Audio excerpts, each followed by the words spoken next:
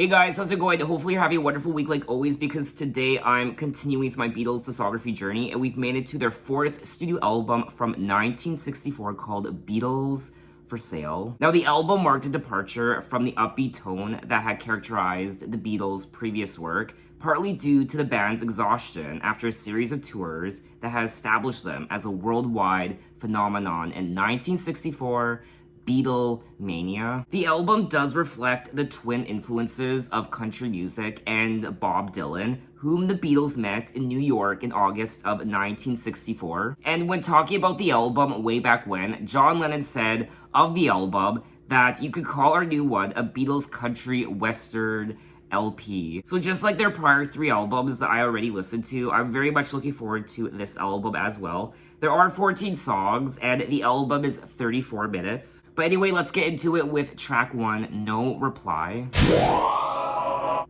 happened once before. I came to your door. They said it wasn't you, but I saw you peek through. I saw the light. I know that you saw me as I looked up to see. They said you were not home. That's a lie. I nearly died, 'cause you walked hand in hand with another man. I realized that than any other guy. But before, when you gave me no reply, 'cause I know where you've been, and I saw you walking. I nearly died. No reply. And that was track 1, No Reply, and I enjoyed this song. More so, I enjoyed the chorus of the track. In particular, when they sing I Nearly Died. That's my favorite part of the song. I also like the hand claps as well. And it's a heartbreaking song. It really is. This happened once before when I came to your door. No reply, they said it wasn't you, but I saw you peep through your window. I was gonna sing I Saw the Light the way they sing it in the song, but I'm not even going to attempt that. I saw the light. I tried. I know that you saw me because I looked up to see your face. I tried to telephone. They said you were not home. That's a lie. No Reply is about a young man who's unable to contact his apparently unfaithful girlfriend, although he knows she is home. It was also quite heartbreaking to hear their vocals during the I Nearly Died part. A very somber way to open the album. Now, whose hand claps were those in the song? Because the hand claps were one of my favorite parts of the track, and each four of the members contributed hand claps to the track. John Lennon, Paul McCartney, George Harrison, and Ringo Starr. John Lennon had intended to sing the higher harmony part. However, his voice had deteriorated due to excessive use, forcing McCartney to sing the part. We are only one track in, but reading things like this, how John Lennon's voice was deteriorating due to excessive use, and also opening the album with a track like this, quite somber and heartbreaking, but also the height of Beatlemania. They were burnt out. They were burning the midnight oil. They were exhausted. So it's just unfortunate to read things like this. It really is putting the album into perspective. They were putting in a hard day's night, every single night. But anyway, let's move on to track 2, I'm a Loser. I'm a loser, and I'm not what I appear to be. There is one love I should never have crossed. I'm a loser, and I'm not what I appear to be. Beneath this mask I am wearing a frown. Is it for her or myself that I cry? I'm a loser, and I'm not what I appear to be.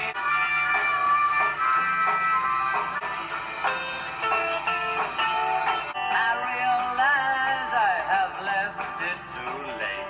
I'm a loser, and I'm not what I appear to be.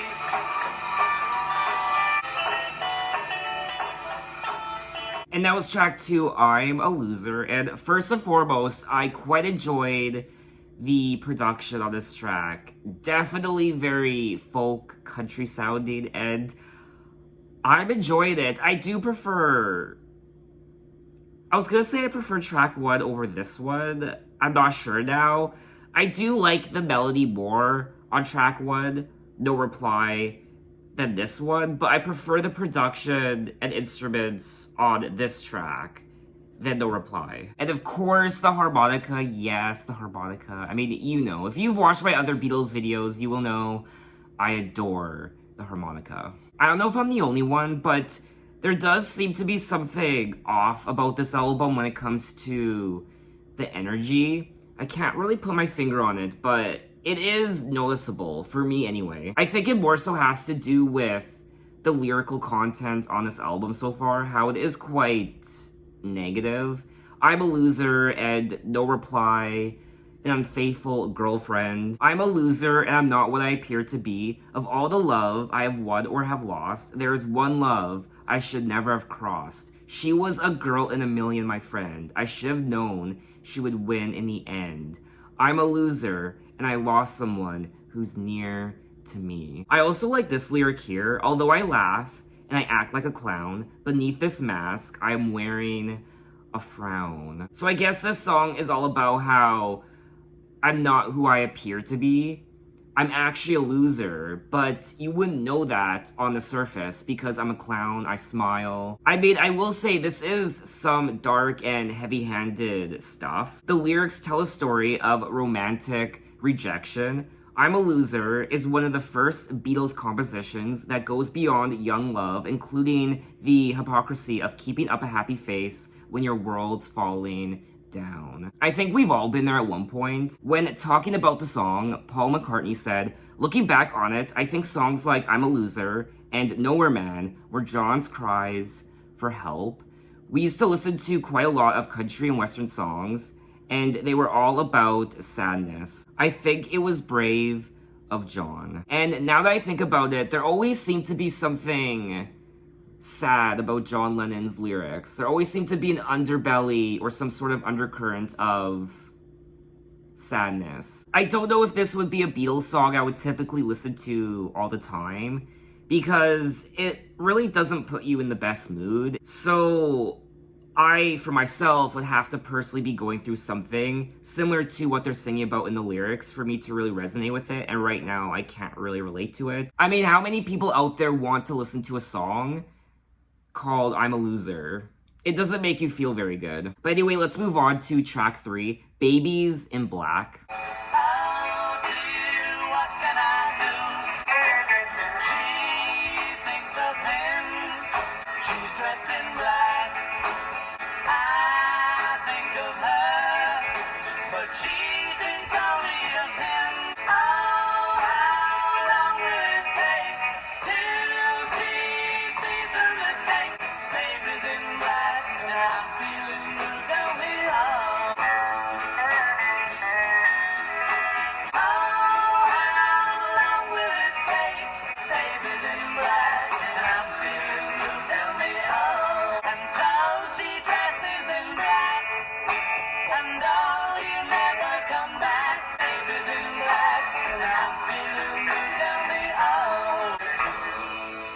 And that was track 3, Babies in Black. Another... I mean, this album it's not making me feel very good. Babies in Black, and I'm feeling blue. Tell me, oh, what can I do? She thinks of him, and so she dresses in black. And though he'll never come back, she's dressed in black. Just like the other 2 tracks I listened to already, I'm a Loser and No Reply, I am enjoying the production, the folk, country, western production, and that part, for me anyway, that to me is a highlight on the album so far. We're also hearing the tambourine thanks to Ringo Starr, which is nice. And the harmonies also. I liked the harmonies on this track thanks to, of course, John Lennon and Paul McCartney. Babies in Black conveys the same sad and resentful outlook of the 2 preceding songs. That's a good word to use, resentful. Yes, sad, resentful. This is another song on the album where I did enjoy listening to it for the first time, but it's not a song I would want to go back to all the time again. But anyway, let's move on to track 4, Rock and Roll Music. Just let me hear some of that rock and roll music. Gotta be rock and roll music. If you wanna dance with me, I got no kick against modern jazz. That's why I go for that rock and roll music. If you wanna dance with me, I took my love on all across the track. That's why I go for that rock and roll music. If you wanna dance with me, way down south they had a jubilee. I started playing that rock and roll music. If you wanna dance with me, that's why I go for that. Yes. Old timey music. If you wanna dance with me. And that was track 4, Rock and Roll Music.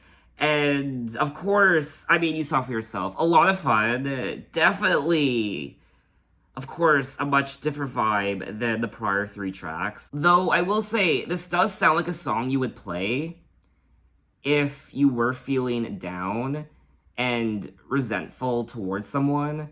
You felt like a loser, so you put on something joyful, something that gets you to dance, to kind of distract yourself from the sorrow that's occurring in your life. Now, this is a cover of the Chuck Berry song from 1957. Just let me hear some of that rock and roll music, any old way you choose it. It's got a backbeat, you can't lose it. Any old time you use it. It's gotta be rock and roll music. And the piano, who played the piano on this track? Now, it does say here that credits for the piano vary. The original Beatles For Sale linear notes by Derek Taylor state that George Martin joins John and Paul on one piano, implying an overdub by all 3 that was added after the basic take. But in 1988, in the book The Complete Beatles Recording Sessions, it's described that a single take with no overdubs was done, with all the Beatles on their familiar instruments, and Martin on piano. Now, it looks like Chuck Berry's original version of the song is one of the 500 greatest songs of all time, according to the Rolling Stone in 2004, and it's also included in the 500 songs that shaped rock and roll. This is definitely a song you play at parties, family get-togethers, or receptions, wedding receptions, or what have you.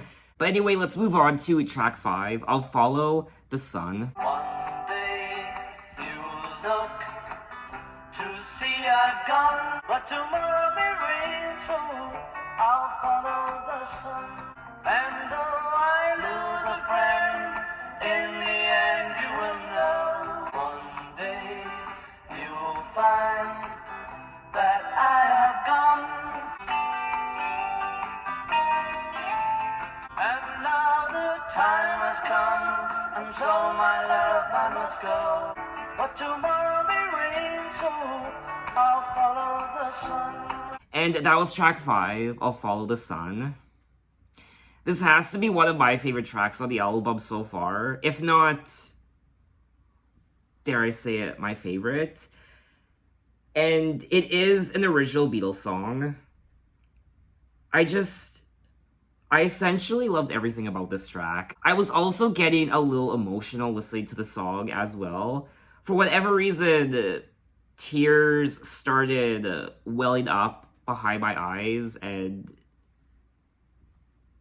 I think what also did it for me was Paul McCartney's vocals on this track, which, to me, was probably the highlight. One day you'll look to see I've gone, for tomorrow may rain, so I'll follow the sun.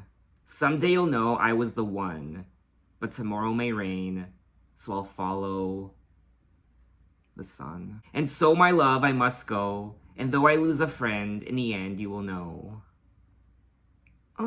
I mean, this track is just as tragic as the other tracks I've listened to. The first 3 tracks in particular, but there's also a sense of optimism. But tomorrow may rain, so I'll follow the sun, I'll follow the light.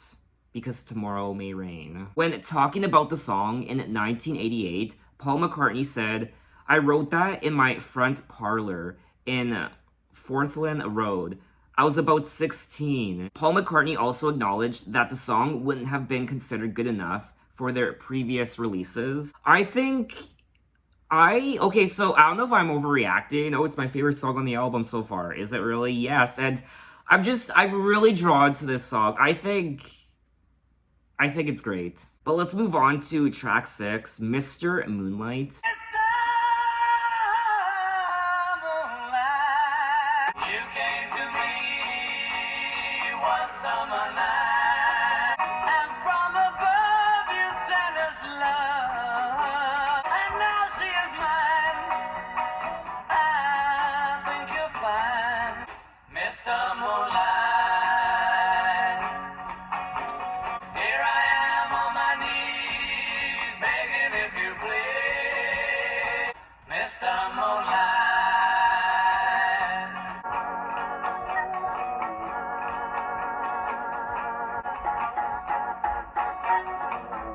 And the nights that don't come my way, oh, I pray and pray more each day, Mr. Moonlight, come again, please, Mr. Moonlight.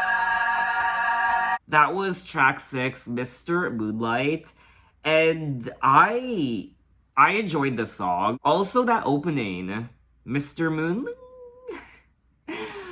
Dear God, John Lennon. That part was that was a big what the F moment. I also quite enjoyed all the instruments on this track as well, like the organ. Now, I was not expecting to hear the organ, and the organ was played by Paul McCartney. Also, the African drum by George Harrison, and the conga by Ringo Starr. Now, this song is described as one of the Beatles' least popular tracks.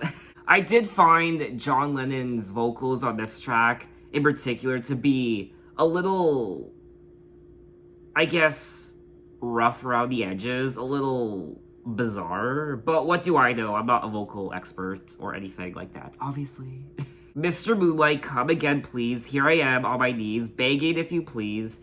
And the night you don't come my way, I'll pray and pray more each day. 'Cause we love you, Mr. Moonlight. Now, this is a cover of the Roy Lee Johnson song from 1962. Mr. Moonlight was great because there would be this moment of tension in the audience. The song would be announced and everybody knew John would have to start on that note. Mr. Moonlight. Yes, I mean, dear God, that opening. I can't get over that opening. It shook me. It shook me to my very soul. But anyway, let's move on to track 7, Kansas City / Hey Hey, Hey Hey.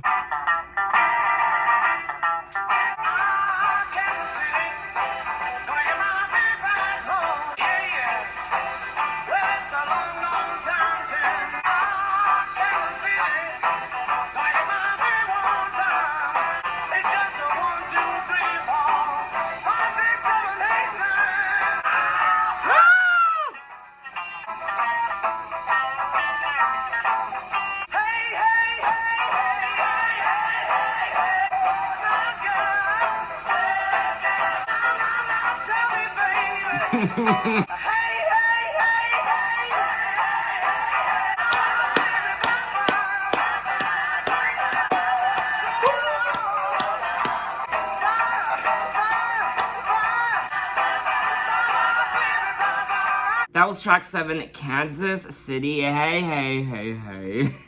And definitely the most wild song on the album so far. Definitely a party song. It's one of those songs you play when everyone's already completely drunk, and it's just a good time. We are 7 tracks into this album so far, and it is a little bit of a mixed bag, for me anyway. I do think at times the album can be a little bit all over the place. This is another cover on the album. Kansas City was originally recorded by Willie Littlefield in 1952. Little Richard also recorded his version of the song. Oh my god. I would love to hear that. Oh, Hey Hey Hey was written by Little Richard. Oh, okay. Some people have concluded that this track is one of the Beatles' best covers. I will say I am enjoying this middle part of the album, starting with Rock and Roll Music, I'll Follow the Sun, Mr. Moonlight, Kansas City. I did somewhat enjoy the first three tracks, No Reply. I still like that track. I'm a Loser. I'm a little iffy towards Babies in Black. It's just, for me anyway, those first three songs are just, it's hard for me to connect to them because I'm just not in that mindset right now. So to me, they're just quite miserable to listen to. But anyway, let's move on to track 8, 8 Days a Week.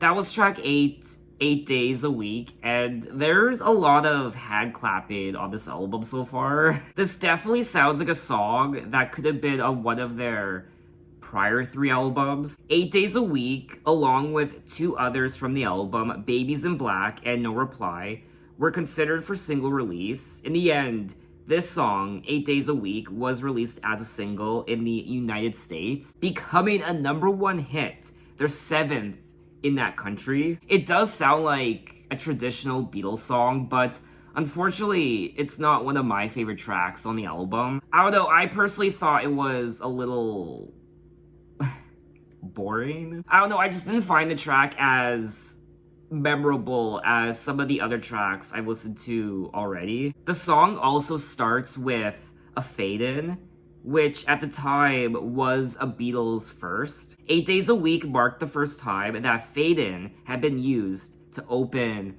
a pop song.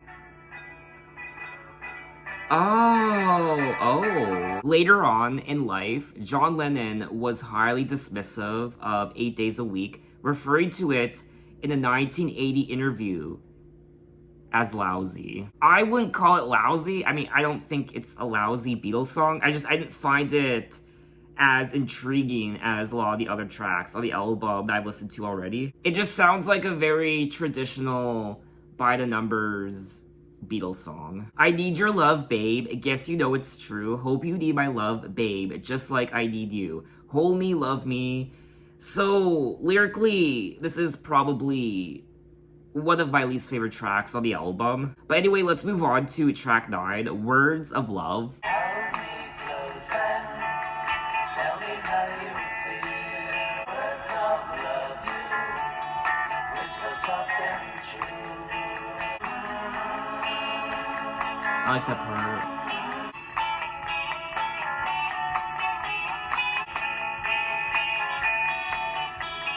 Let me hear you say the words I long to hear.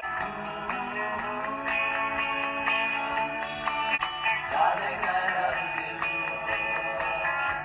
That was track 9, Words of Love, and for me, I do prefer this track over 8 Days a Week. I enjoyed the humming on this track. That was probably my favorite part. It is a very, very short song, just over 2 minutes. I wish it was a bit longer. Hold me close and tell me how you feel. Tell me love is real. Words of love, you whisper soft and true. Darling, I love you. Let me hear you say the words I long to hear. Now, Words of Love is a song originally recorded by Buddy Holly in 1957. John Lennon and Paul McCartney, who were fans of Holly, sang in harmony with George Harrison on this track, holding it to the vocal and instrumental sound of Holly's original as well as They Could. Well, I guess I'll have to listen to the original version by Buddy Holly. This isn't one of my favorite tracks on the album, but it was still pleasant to listen to. But anyway, let's move on to track 10, Honey Don't. Honey,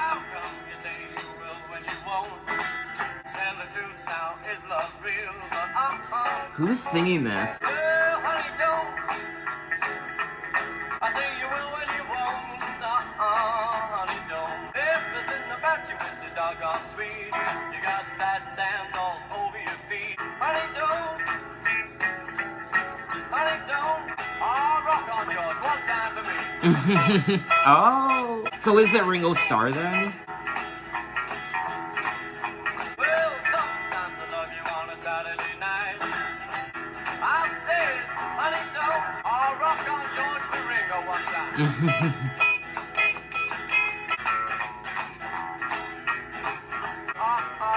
Honey, don't. That was track 10, Honey Don't, and this was a fun song, and I enjoyed listening to it for the first time. This isn't a Beatles song I would listen to on its own.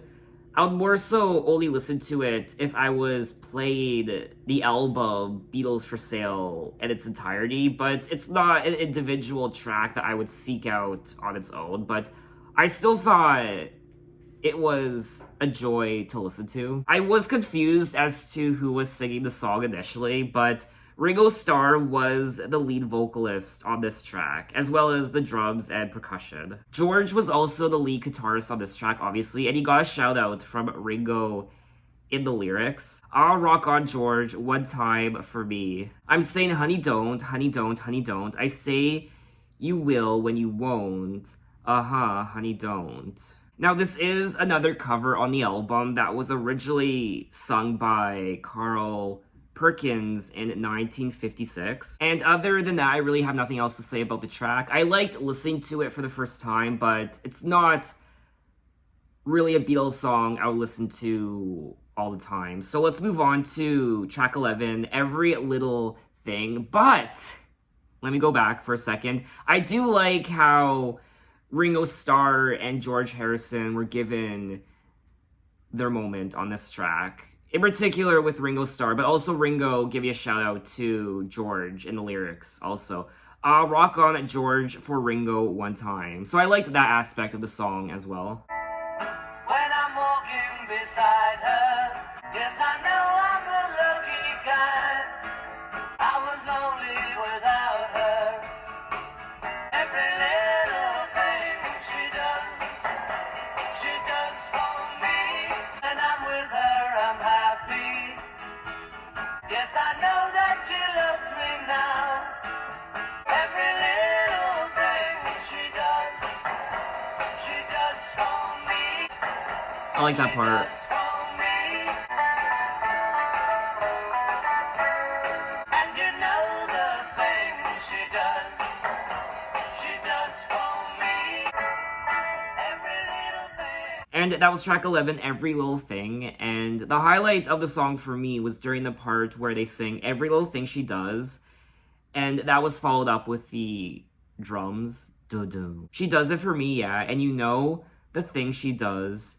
Doo-doo. She does for me. I wasn't particularly drawn to this song, unfortunately. When I'm walking beside her, people tell me I'm lucky. Yes, I know I'm a lucky guy. I remember the first time I was lonely without her. Can't stop thinking about her now. This is another original Beatles song, and it sounds like a traditional classic Beatles song. It's just, compared to a lot of the other tracks on the album, I just didn't find it as intriguing, and I had the same issue with track 8, 8 Days a Week. Now, the drum used in the song is the timpani drum. It looks like this song did receive a lot of praise. Some people even admired the infectious chorus, which I didn't find the chorus particularly memorable with the exception of the drums. In 2010, Every Little Thing appeared at number 91 on Rolling Stone's magazine list of the 100 greatest Beatles songs. Well, what do I know? When talking about the song, Paul McCartney said, Every Little Thing, like most of the stuff I did, was my attempt at the next single, but it became an album filler rather than the great almighty single. It didn't have quite what was required. Well, I guess a lot of people don't have the same impression as Paul did on the song, because this song, like I said already, received a lot of praise. But anyway, let's move on to track 12. I don't want to spoil the party. I don't wanna spoil the party, so I'll go. There's nothing for me here, so I will disappear. There's no fun in what I do when she's not there. So tonight she's made me sad. I don't wanna spoil the party, so I'll go. There's nothing for me here, so I will disappear. I still love her. One hand a drink or two, and I don't care. I wonder what went wrong. I waited for too long. That was track 12. I don't want to spoil the party. And I think my favorite part of the track was, I guess, the harmonies. And of course, I enjoyed the production, but this isn't one of my favorite tracks on the album. I could probably do without it. I liked listening to it for the first time, but I wasn't drawn to it like some of the other songs. I don't want to spoil the party, so I'll go. I would hate my disappointment to show.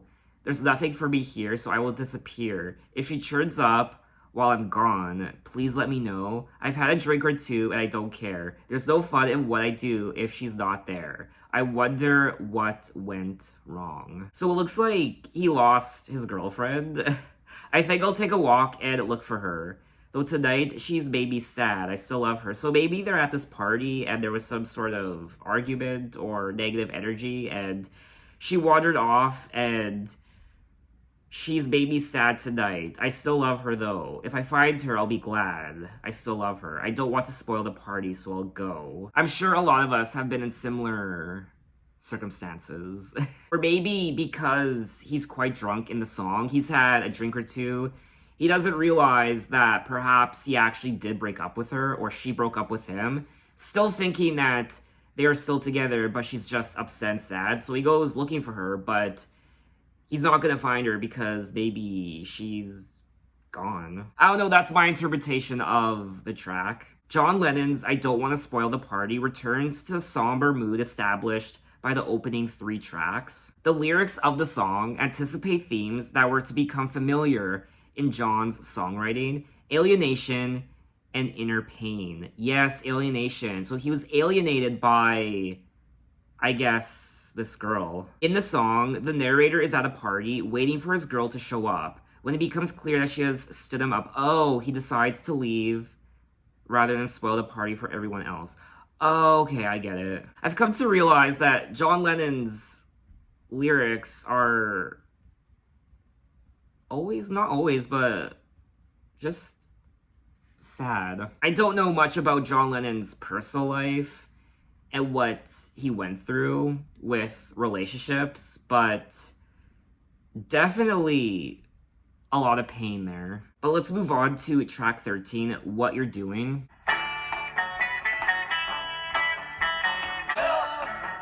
What you're doing, feeling doing lonely, would it be too much? You got me running, I've been waiting here for you, wondering what you're gonna do. It's me, you got me crying, girl, why should it be so much? I've been waiting here for you, wondering what you're gonna do. Please, stop your lying, what you're doing to me.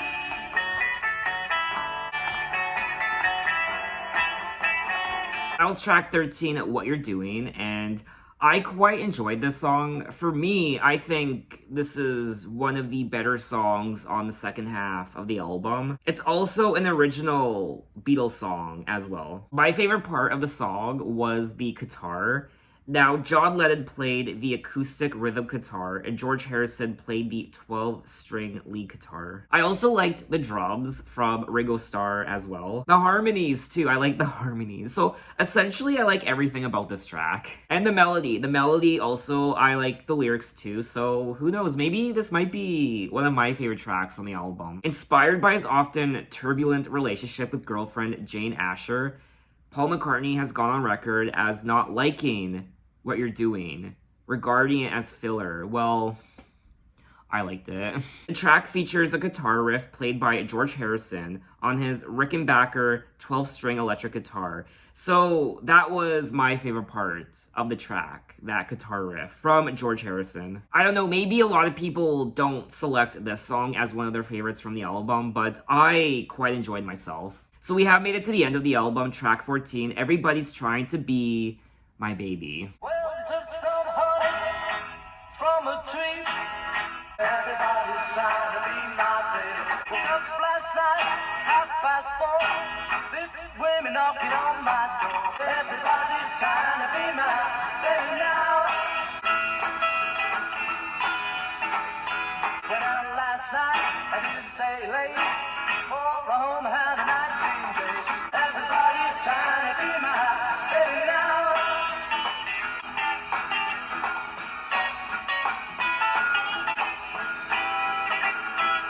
Everybody's trying to be my baby.